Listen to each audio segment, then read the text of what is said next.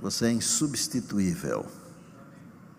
Todo aquele que o Pai me dá, esse virá a mim, e o que vem a mim eu nunca lançarei fora.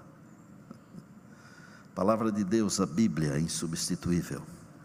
O sábado é insubstituível.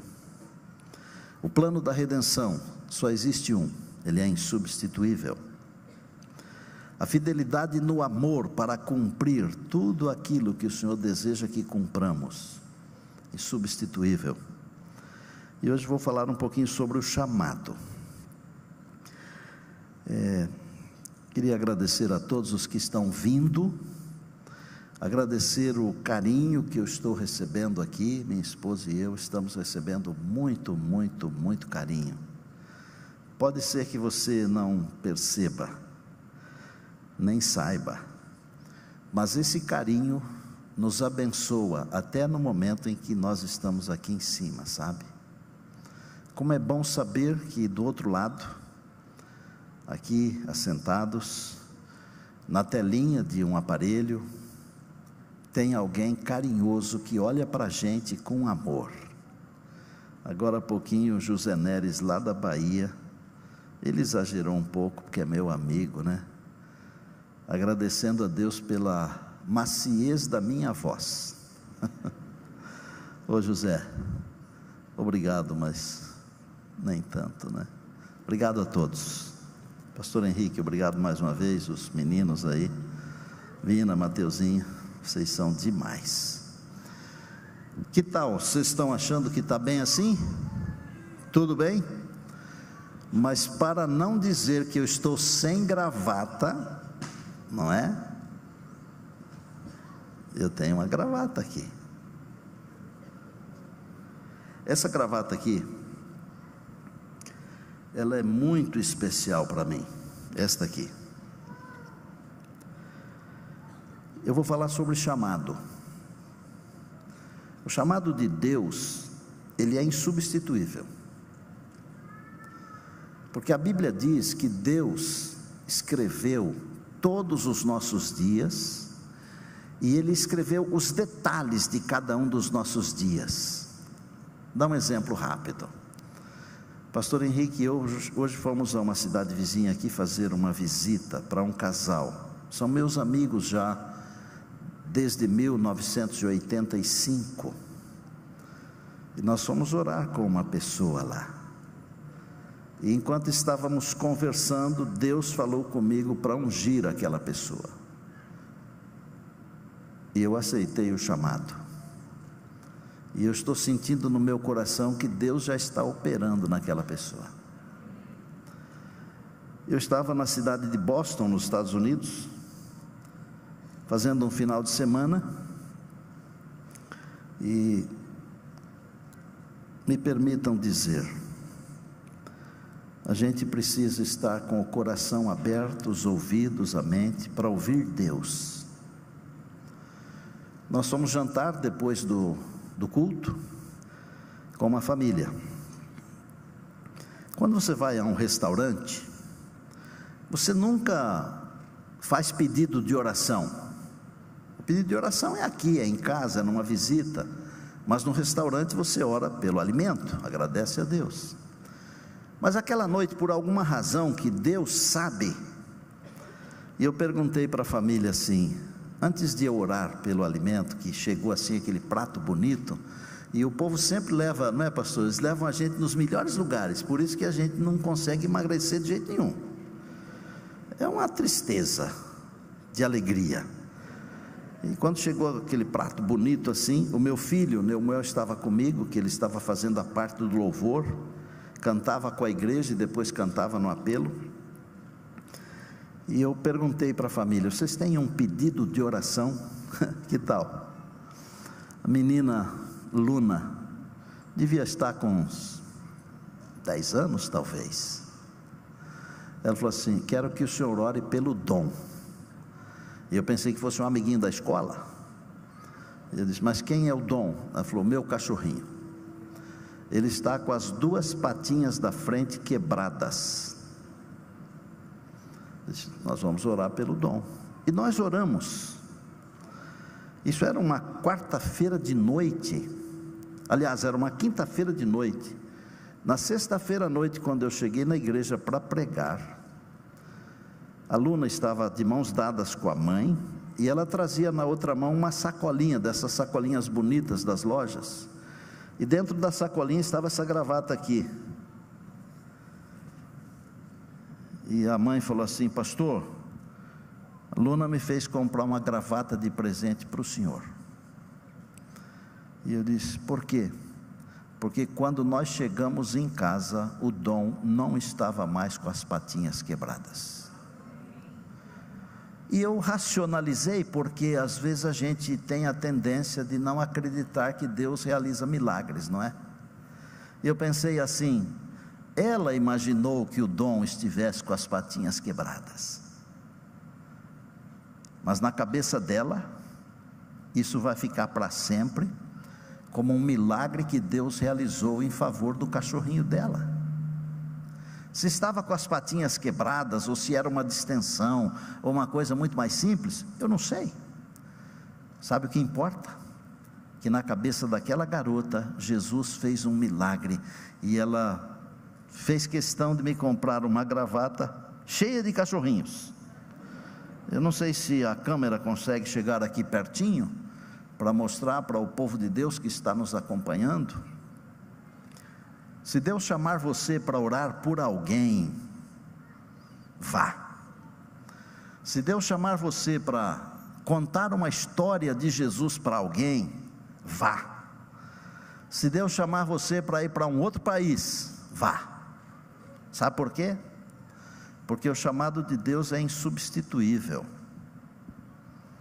Ou você aceita, ou aceita. Mas antes de eu prosseguir, eu tenho um compromisso com vocês, de dizer as palavras que eu disse, quando estava todo pálido, sem ar. Queria agradecer muito aos amigos que já trabalharam comigo. Eu nem vou falar os nomes mais, porque é tanta gente, e eu não quero esquecer de nenhum. Como é gostoso ter amigos, né? Em todos os lugares onde eu trabalhei, eu construí uma família. Os mais jovens, meus afilhados, meus filhos, os da minha idade, meus irmãos. É uma família, gente. Nós somos uma família, e nós estamos indo para a eternidade. Nós temos que nos tratar com esse amor harmonioso. Isso faz um bem tremendo. Mas eu estava lá na assembleia, e de repente leram o meu nome para presidente. Eu fiquei branco, sem ar. E cabra vermelho, assim como eu, quando fica branco, todo mundo percebe, né? Pastor Moab falou: Ostina, você está parecendo um lençol, rapaz, vai lá para frente, fala qualquer coisa lá, você é o presidente, nós vamos aplaudir. E eu fui assim, meio sem saber o que falar, não é? Mas eu me lembro de ter dito o seguinte: quem lidera esta igreja é o Deus Espírito Santo. Porque quando Jesus subiu, Ele disse que o Espírito Santo cuidaria de nós. Então eu disse: quem lidera esta igreja é o Espírito Santo. E eu vou trabalhar com muita oração, para que o Espírito Santo me use, para levar essa igreja avante. Foram alguns anos assim, muito interessantes, de muito trabalho.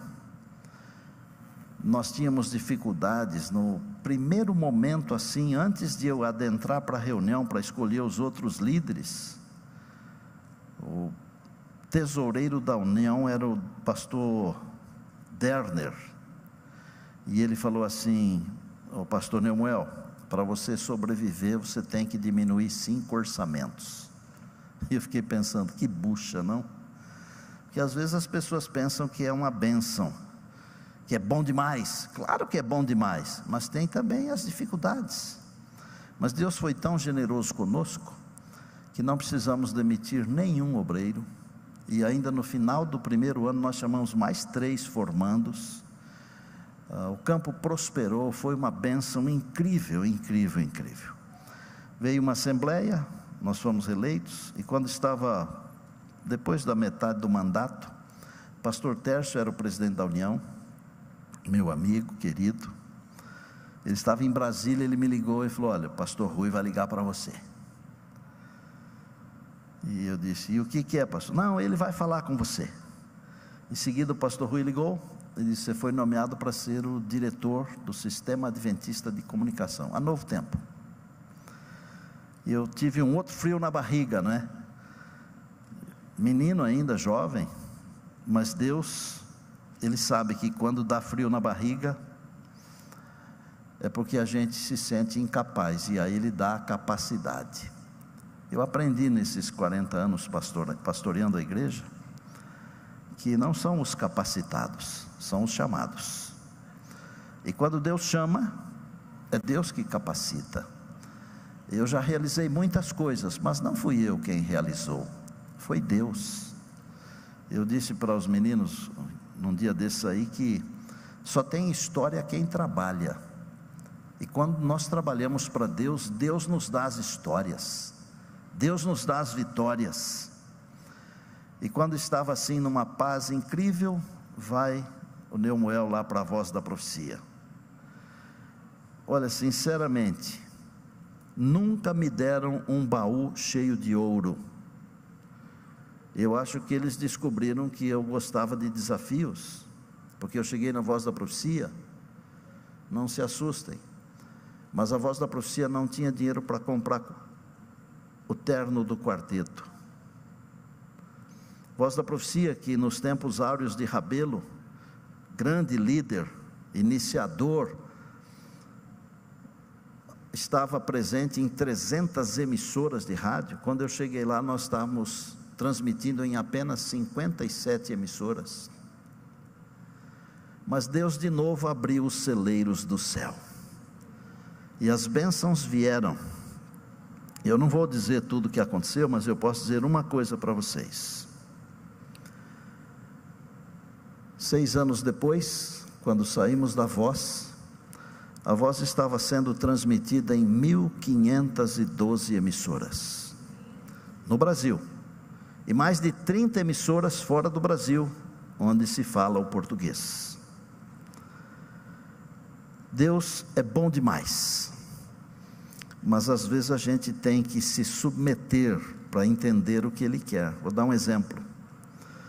No dia que eu fui assumir o trabalho, o quarteto Arautos do Rei, aquela formação de 96, com Dênio Abreu, Tarses Iraídes, Jefferson Tavares e Ronaldo Fagundes, e o meu leãozinho Jader Santos, o maestro, eles estavam em Portugal, fazendo uma campanha evangelista com o pastor Feiraben, e deu certo de nós subirmos do Rio de Janeiro para Nova Friburgo juntos, no mesmo veículo. Era um veículo fantástico, uma MB cinza, MB 180, que dentro fazia mais fumaça do que a Maria Fumaça, dentro. E eles estavam todos cabisbaixos assim, porque ouviram dizer que alguém estava querendo acabar com o quarteto Arautos do Rei. E é verdade que queriam acabar, vocês não sabem disso, porque nos Estados Unidos eles tinham acabado com o King's Herald, que foi um erro no meu ponto de vista, no meu ver. E aqui queriam cometer o mesmo erro. Não vou falar os nomes, porque o negócio aqui é contar a história, não é fazer pecha da vida de ninguém, não é? E aí, pastor, mas vai acabar o quarteto? Eu disse: você acha que se fosse acabar o quarteto, eles teriam me tirado da presidência de um campo para me trazer aqui? Eles me trouxeram aqui para levantar esse negócio. Nós vamos arrebentar em nome de Jesus.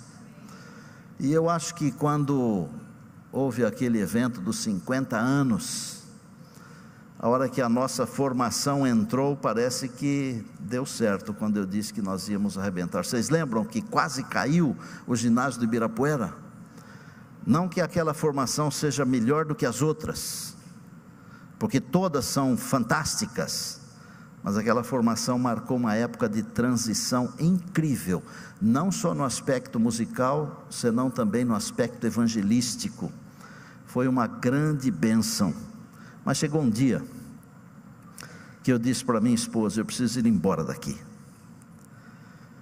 E Deixa eu falar uma coisa sobre holofotes.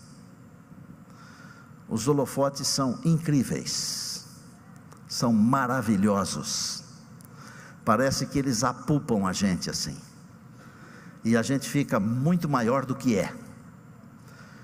Mas os holofotes, se eles não forem controlados pelo poder do Espírito Santo, eles derrubam as pessoas. E eu não preciso dizer que alguns foram derrubados por causa dos holofotes. E eu disse: nós vamos para a igreja de novo, porque eu sempre disse que o melhor lugar é a igreja. E depois de 40 anos, eu não mudei de ideias. O melhor lugar para um pastor é a igreja. É na igreja que você sente o amor verdadeiro. Normalmente, quando você está numa função, muita gente se aproxima de você, mas não é por amor, não.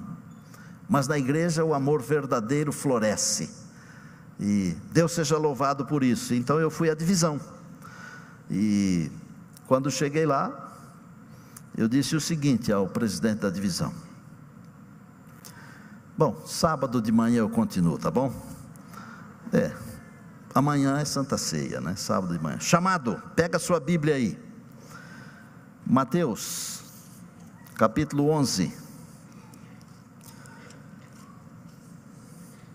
O chamado de Deus, ele tem várias nuances, ok? Então, Deus chama, Deus sustenta, orienta, e Deus chama também para enviar. Então, o primeiro chamado de Deus, conforme a palavra de Deus diz, conforme a Bíblia diz, Mateus 11, 28, é um vinde a mim, assim, muito carinhoso. Eu gosto de ser carinhoso com os irmãos, vocês percebem isso? Um pastor não pode ser rude. Os irmãos sofrem, o pastor também sofre, mas o pastor está aqui para ajudar. Os irmãos sofrem a semana inteira, e quando eles chegam na igreja, eles querem receber um abraço carinhoso. Deus é esse pastor na pessoa de Jesus. Ele fala assim: vinde a mim, todos vós, os que estáis cansados e sobrecarregados, e eu vos aliviarei. Jesus continua chamando: vinde a mim. Não é a autoajuda que nos alivia, que tira a nossa carga, mas é a ajuda que vem do alto, é a ajuda que vem do Pai, é a ajuda que vem de Deus. Por isso Jesus, de braços abertos, ele diz assim: ó, está cansado? Venha a mim. Está sobrecarregado? Venha a mim. Ele continua chamando, de braços abertos: venha a mim.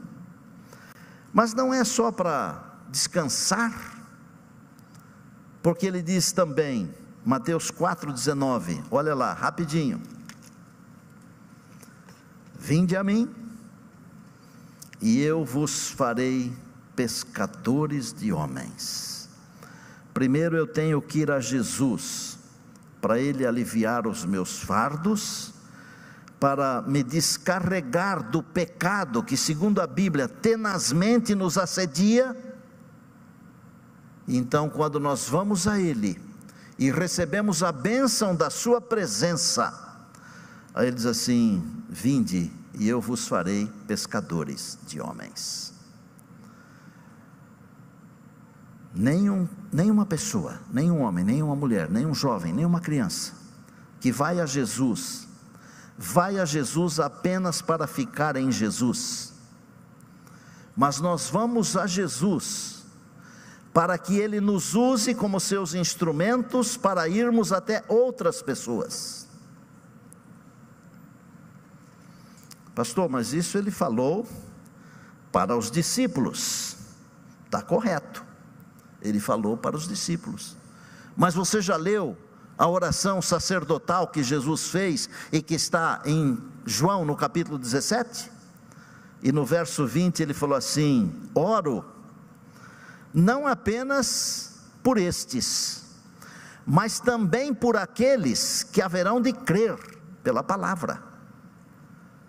Veja que o vinde não é só para o discípulo, aquele grupinho pequenininho lá, é para todos nós.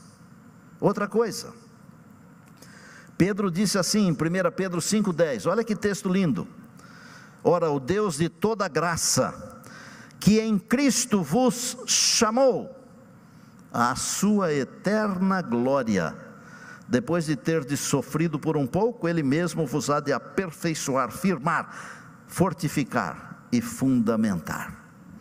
Deus chama homens e mulheres, jovens e crianças, vinde a mim, e depois Ele diz, eu vos farei pescadores de homens. Depois que nós vamos a Jesus, Ele tem também um ide e pregai. Eu tenho dito para algumas pessoas, especialmente para umas pessoas assim poderosas financeiramente, porque o Evangelho, ele precisa também de gente que tem dinheiro para alavancar o Evangelho. Deus nos deu uma missão, e nem todos têm a missão de pregar, alguns têm a missão de ganhar dinheiro para ajudar a igreja, mas tem que ajudar, é a missão. O Deus que nos chamou, vinde, Ele disse, e eu vos farei pescadores de homens. O que é que nós estamos fazendo com o vinde de Jesus?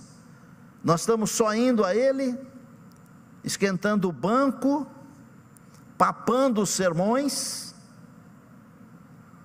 Ó comunidade, tem que sair para pescar os homens e mulheres que estão por aí, e tem que começar em Jerusalém, e depois tem que ir na Judéia e na Samaria, e depois tem que ir até os confins da terra. Isso aqui é igual jogar uma pedra num lago, gente. Forma uma onda pequenininha, redonda assim, ela vai se abrindo. E essa igreja aqui tem um potencial que no mundo inteiro está para existir outra maior do que essa, no aspecto de que nós temos aqui muitos e muitos talentos. Jesus, quando contou a parábola dos talentos, Ele disse que o homem que enterrou o seu talento, ele se deu mal. Isso aqui não é salvação pelas obras, não. É alegria de compartilhar aquilo que eu recebi. Eu sou filho de uma família de origem católica. Minha mãe se converteu ouvindo o pastor Rabelo, na Voz da Profecia. Eu tenho uma dívida de gratidão. E olha, Deus fez tanto por mim, que me tirou, eu nasci lá na fazenda, nasci dentro da igreja, porque a igreja era dentro da minha casa, não foi no hospital, nem na maternidade, tirou lá do meio do mato, para eu transmitir uma mensagem. E eu digo sempre o seguinte, nós vivemos uma vida só, mas se eu vivesse 10 vidas, elas não seriam suficientes para eu ser agradecido por tudo que Deus fez por mim. Tem mais alguém que pensa assim? Deixa eu ver? Tem. E sabe a melhor maneira que a gente tem de ser agradecido? É sendo testemunha, é contando o que Deus fez por nós. Mas nós temos vergonha de contar, porque temos medo de nos parecer com alguns que exageram. Não precisa exagerar. Conta o que Deus está fazendo na sua vida, o que Deus está fazendo na sua família. Deus chamou Abraão. Eu tenho um carinho muito grande por esse Abraão, viu? Eu só não gostei dele ter feito umas coisas lá que ele fez, né? Mas Deus também não gostou. Mas ele fez umas coisas incríveis. Abraão, sai da tua terra. Se ele tivesse perguntado assim, para onde eu vou, Senhor? Não faça pergunta, saia. Que tal? Vai para um lugar, mas onde? Eu mostro, calma. E a Bíblia diz que ele saiu, e foi, e chegou. Aí Deus falou, eu vou dar a terra para a sua descendência, mas antes, 400 anos de escravidão. Mas ele foi. Primeira coisa que ele enfrentou na terra, fome. Teve que descer para o Egito. Mas não foi longe, porque ele sabia que a terra que Deus havia prometido estava ali. Quando nós aceitamos o chamado de Deus, que é insubstituível, Deus vai à frente. Você lembra o que Deus falou para Elias? Elias, vai lá para o ribeiro, eu já falei para os corvos alimentarem você. Antes de falar vá para lá, Deus já tinha planejado tudo. E olha, quando a gente não aceita o chamado, dá confusão. Não me queira mal, mas dá confusão. Olha o Jonas. Ô Jonas, vá para Nínive. Nínive era do capeta naquele tempo, viu? Você sabe o que eles faziam? Eles empalavam as pessoas. Senaqueribe era um rei terrível. Mandava tirar a pele da palma da mão da pessoa, mandava cortar a ponta do nariz. E o Jonas falou: eu vou para lá coisa nenhuma, eu vou fugir para cá. Em vez de 900 quilômetros até Nínive, foi mais de 3.000 quilômetros para a Espanha.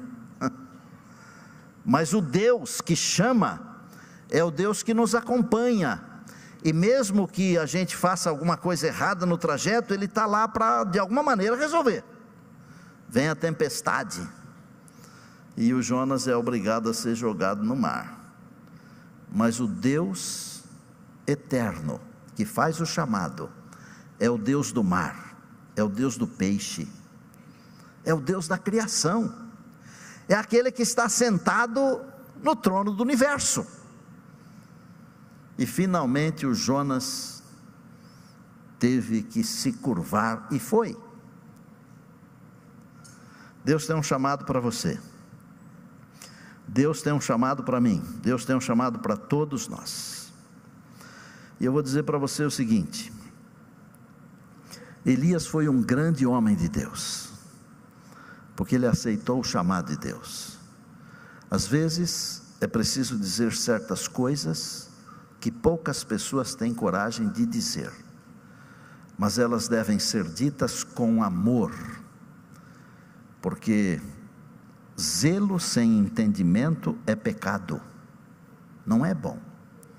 E Elias fez umas coisas que pouca gente teria coragem de fazer, mas em compensação, ele foi levado para a eternidade, e no lugar dele ficou um garoto. E o garoto falou assim: você é bom demais, mas eu quero ser o dobro do que você é. Não é pecado querer ser o dobro para Deus, não é pecado. Olha, se você me vir quando eu estiver subindo, você vai ser o dobro do que eu sou. Se você ler a história dos dois, você vai descobrir que o menino que seguia Elias, ele fez o dobro dos milagres que Elias fez, porque quando estava subindo, Deus fez com que a capa de Elias caísse sobre ele. Quando Deus nos chama, Ele joga a capa sobre nós, e não tem barreira, não tem buraco, não tem muro, porque a capa de Deus é a capa do Espírito Santo. E quer saber? Hoje Deus está chamando você, eu não sei para quê, mas talvez você esteja sentindo isso aí. Deus está dizendo alguma coisa para você. Quando Deus falou com Isaías, Deus falou: escuta, estou com um projeto aí, topa a parada? Quem há de ir por nós? Isaías falou: eis-me aqui, envia-me a mim, eu topo. Isaías foi uma fera, gente, incrível, nas mãos de Deus. Qualquer um de nós pode ser grande, muito grande, muito, muito grande nas mãos de Deus, porque é Deus o grande realizador. E quer saber? Se você leu o livro de Jó, você passou os olhos no verso 2 do capítulo 2, onde ele estava se corrigindo diante de Deus, se ajustando diante de Deus. Ele falou assim: Senhor, eu sei que nenhum dos teus propósitos jamais poderá ser frustrado. Os propósitos de Deus não se frustram, gente. Deus tinha um propósito lá na criação, de nós vivermos eternamente no Éden sem pecado. O pecado veio, mas o propósito de Deus vai se cumprir. E sabe onde vai se cumprir? O Monte das Oliveiras vai se fender, e a cidade de Deus vai descer lá, porque os propósitos de Deus se cumprem. Confie nos propósitos de Deus. Eu vou terminar contando uma história bem curtinha, e enquanto eu estiver contando, eu vou estar orando aqui, para Deus abrir os seus ouvidos, a sua mente, o seu coração, para você atender o chamado que Deus está fazendo para você. Pastor, mas eu já tenho 70 anos, 70 anos é a melhor idade para a gente fazer coisa para Deus, porque já não tem mais aquela pressa, aquela loucura, mas tem muita sabedoria. Mas eu sou menino, melhor ainda, em todo tempo é ótimo, em todo tempo, se confiamos em Deus. Quando eu estava com uns 17 anos de idade mais ou menos,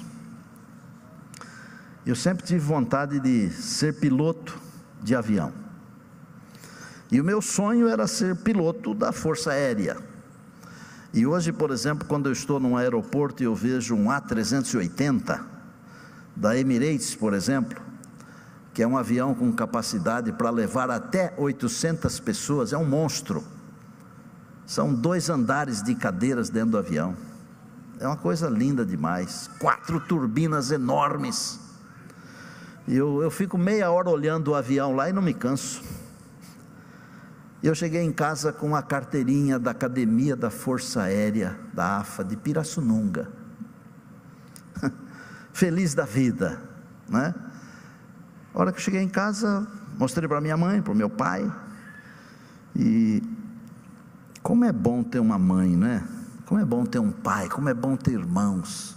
Se você não tem irmãos, pai e mãe, se junte com as famílias da igreja, porque nós somos todos um em Jesus Cristo, amém? Mas a minha mãe falou um negócio, que assim, ela tirou da minha cabeça, como você tira um copo d'água daqui e põe para lá. Ela falou assim: filho, você já pregou na igreja, você é um moço bom, daria certo você ser um piloto assim, da Força Aérea, essas coisas assim? Falei: claro, mãe. Falou: mas se você um dia tiver que jogar uma bomba numa cidade? Eu guardei a carteirinha, depois eu acabei rasgando, nunca mais voltei. No dia que eu me formei em teologia, nós já tínhamos 2 dos nossos filhos. Mari está ali atrás, ela deve lembrar que naquele dia a Ana queria ir para casa, né, Mari? E ela batia a cabeça assim no peito da Mari, porque ela queria ir para casa, não queria ficar na confusão. Mas na hora da fotografia, e aqui é muito comum isso, né? Na hora da fotografia, depois do cartucho, assim, a minha mãe falou para mim assim: você está realizando hoje um sonho meu. Disse: que sonho, mãe? É o seguinte, quando eu estava esperando você, eu disse que se você fosse um menino, que naquele tempo não tinha ultrassom, não tinha nada, que se você fosse um menino, eu ia dedicar você para ser um pastor. E eu, formado com o cartucho na mão, e olhei para ela assim, um pouco assustado, né? Disse: mãe, mas naquele tempo a gente chamava o pai de senhor e a mãe de senhora, e a gente também pedia bênção quando encontrava o pai e a mãe, e era uma coisa linda, sabe por quê? Eles respondiam assim: Deus te abençoe, meu filho. E é bênção de Deus. Devíamos voltar a essas coisas, viu? E ela falou assim: eu dediquei você para ser um pastor. E por que a senhora nunca me falou isso? Olha a sabedoria. Eu não queria que você fosse influenciado pelas minhas palavras. Durante todos esses anos, 28, eu tenho orado para você ser um grande pastor. Aí eu entendi por que quando eu cheguei sorridente ela falou aquela frase lá, sabe? Vou dizer para você o seguinte: se eu tivesse seguido a carreira, eu tenho convicção de que Deus teria me abençoado do mesmo jeito que Ele tem me abençoado como pastor. Sabe por quê? Não é preciso ser pastor para ser abençoado. É preciso seguir o plano de Deus. Mas eu fico às vezes imaginando, né, aquela monstro, aquela aeronave pousando, e se eu fosse um comandante, cabelo grisalho assim, né, de óculos escuros, no cockpit. Senhoras e senhores, estamos nos aproximando do aeroporto internacional de Guarulhos, em São Paulo. Não é necessário apertar demais os cintos de segurança, porque neste momento, com toda a segurança e tranquilidade, nós vamos fazer uma suave carícia no planeta Terra. Eu falaria assim, e seria um sucesso.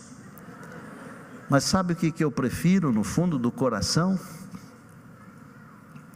É estar aqui diante de vocês, falando de Deus, porque eu poderia ter transportado milhares, talvez milhões de pessoas, mas as viagens elas começam e terminam. Eu estou pilotando uma outra aeronave muito maior do que um A380, e um dia desses, o grande comandante, o Senhor Jesus, o nosso supremo pastor, Ele vai dizer assim: desafivelem os cintos, estamos pousando na Nova Jerusalém.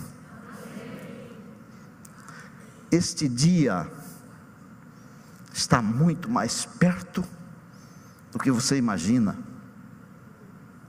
mas antes dele aparecer, Ele tem um chamado para você.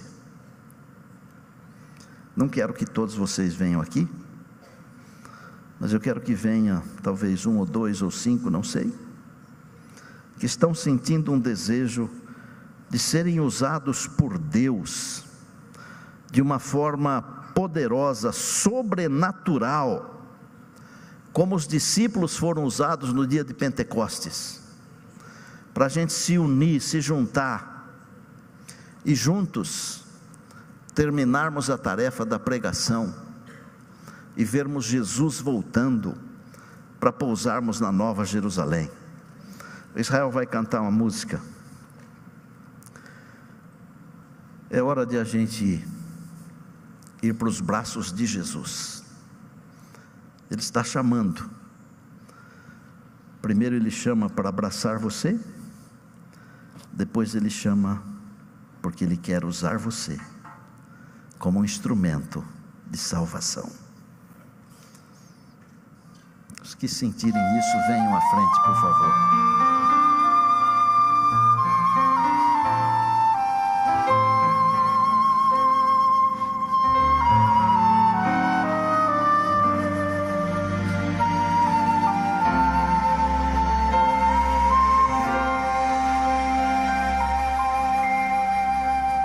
Quando Jesus te chama e tu não vens, pra onde vais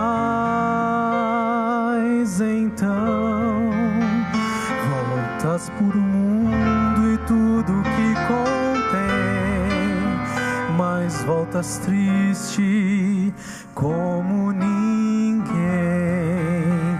porque voltar pro frio gelado que destrói e abandonar os braços de amor do Pai, porque insistir no que te faz tão mal, no que te rouba a paz.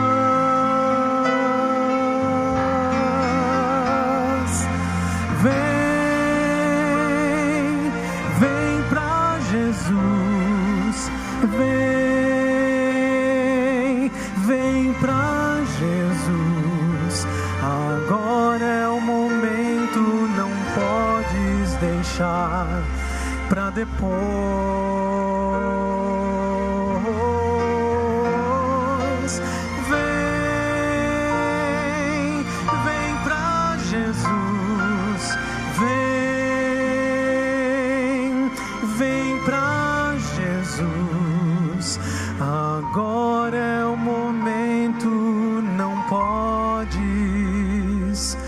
deixar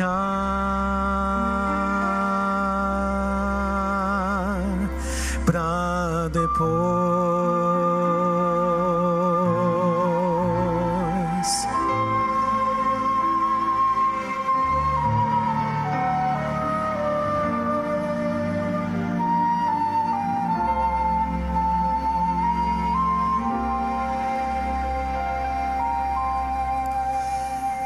Quando Jesus te chama e tu não vens, pra onde vais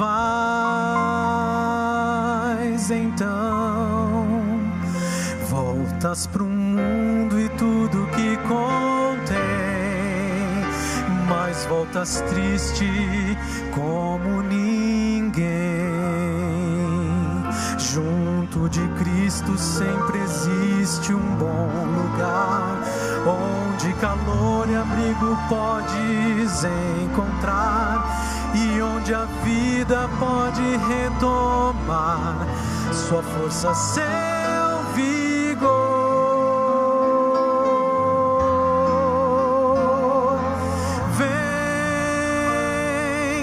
Vem pra Jesus, vem pra Jesus. Agora é o momento, não podes deixar pra depois.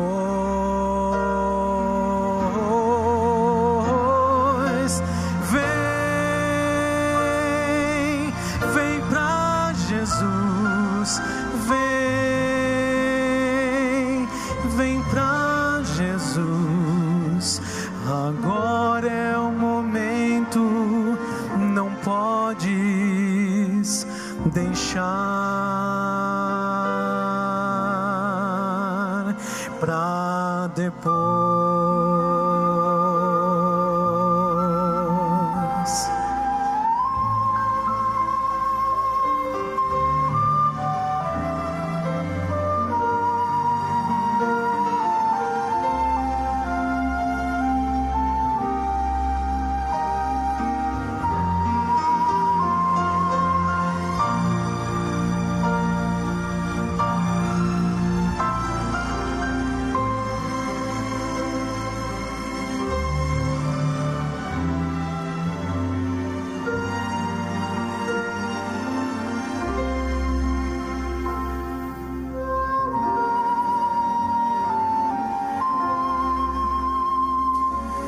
Quando Jesus te chama e tu não vens, pra onde vais então?